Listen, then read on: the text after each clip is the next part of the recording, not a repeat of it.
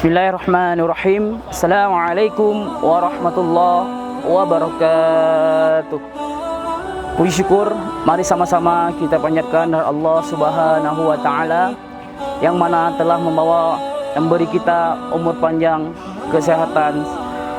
Kemudian selawat dan salam tak lupa pula kita hadiahkan ke pangkuan Nabi besar Muhammad sallallahu alaihi wasallam, yang mana oleh beliau telah membawa umat manusia dari alam jahiliyah ke alam Islamiyah. Pemirsa Al-Quran TV yang dimuliakan Allah Subhanahu wa taala, pada sore yang berbahagia ini, dalam rangka menyambut bulan suci Ramadan, kita dalam berpuasa harus banyak melakukan kesabaran, harus banyak melakukan kebaikan agar kita memperoleh pahala. Kesabaran di dalam bulan puasa ini patut kita perhatikan. Baik kita bersabar dalam melakukan sesuatu, melakukan hal-hal yang sangat penting bagi kita. Jadi dalam keseharian kita, apalagi di dalam bulan puasa ini, kesabaran itu sangat diutamakan.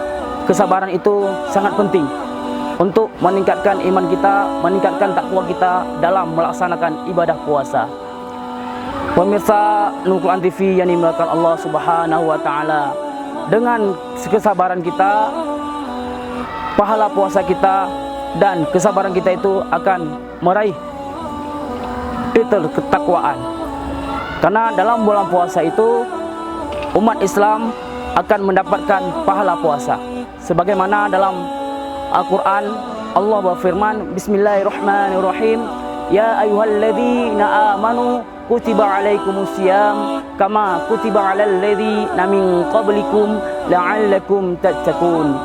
Wahai orang-orang yang beriman, diwajibkan atas kamu berpuasa sebagaimana yang telah diwajibkan kepada orang-orang sebelum kamu, supaya kamu memperoleh ketakwaan.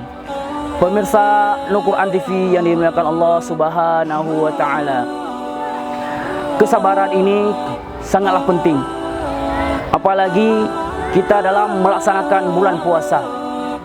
Kita sabar dari marah, sabar dari makanan, sabar dari hawa nafsu. Karena hawa nafsu inilah sangat